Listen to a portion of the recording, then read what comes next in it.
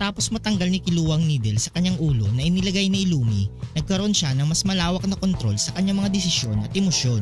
Ang pagtanggal ng needle ay nagbigay daan sa kanyang tunay na potensyal. Nagpapaintulot sa kanya na gamitin ang kanyang buong lakas kasama na ang kanyang natutunang abilidad na Godspeed. Ang needle na inilagay ni Illumi kay Killua ay may malalim na epekto sa kanyang pag-isip at pagkilos. Ang needle na ito ay nagsilbing mekanismo para kontrolin at pigilan ang tunay na lakas ni Killua, lalo na sa mga sitwasyon na maaaring magdulot ng panganib. Ito rin ay nagdulot ng takot at nagdadalawang isip sa kanya na nagsisilbing limitasyon sa kanyang mga kakayahan. Sa pagtanggal ng needle, naranasan ni Killua ang isang napakalaking pagbabago sa kanyang pag-uugali at abilidad. Mas naging determinado siya at nagkaroon ng kumpiyansa sa sarili. Ang kanyang mga natutunan mula kay Bisky at sa kanyang mga laban kasama si Nagon ay nagbigay sa kanya ng kaalaman at kasanayan para maging mas malakas na mandirigma. Ang Godspeed ay ang pinakamalakas na teknik ni Killua na nagbibigay sa kanya ng hindi kapani-paniwalang bilis at kapangyarihan. Sa Godspeed, nagkaroon siya ng kakayahang maglabas ng kuryente mula sa kanyang katawan na nagpapabilis ng kanyang paggalaw at reaksyon. Dalawa ang pangunahing aspeto ng Godspeed, ang Whirlwind at ang Speed of Lightning. Ang Whirlwind ay pinahihintulutan nito si Killua na otomatikong matake o umilag sa mga kalaban gamit ang bilis at reflexes na tila automatic. Ang Speed of Lightning ay nagbibigay kay Killua ng kakayahang gumalaw ng napakabilis na parang kidlat. Sa isang laban kay Illumi matapos matanggal ang needle, maraming aspeto ang maaaring mangyari. Una, ang mental na kalakasan ni Killua. Matapos matanggal ang needle na mas magiging matatag at desidido si Killua.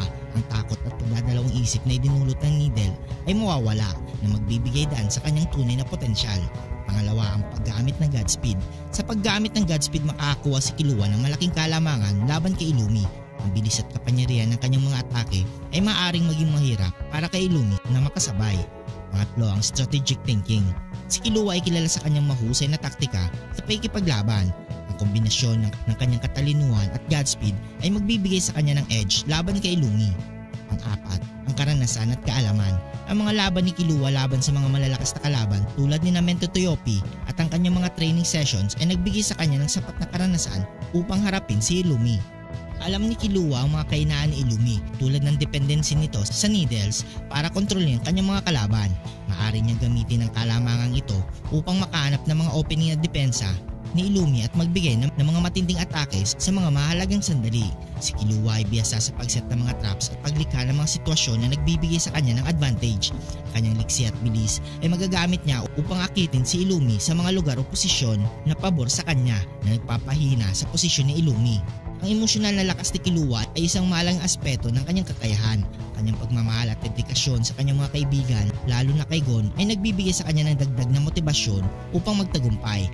Pangarap niya maging tunay na malaya mula sa kontrol ng kanyang pamilya, partikular kay Illumi, ay naging inspirasyon upang labanan at talunin ng kanyang kapatid.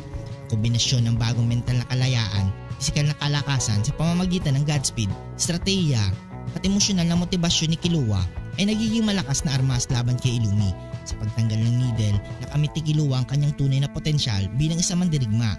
Kanyang abilidad na mabilis na mag-adjust sa sitwasyon, mag-set ng traps at gamitin ng kanyang bilis at lakas sa tamang mga sandali ay nagbibigay sa kanya ng malaking kalamangan sa laban.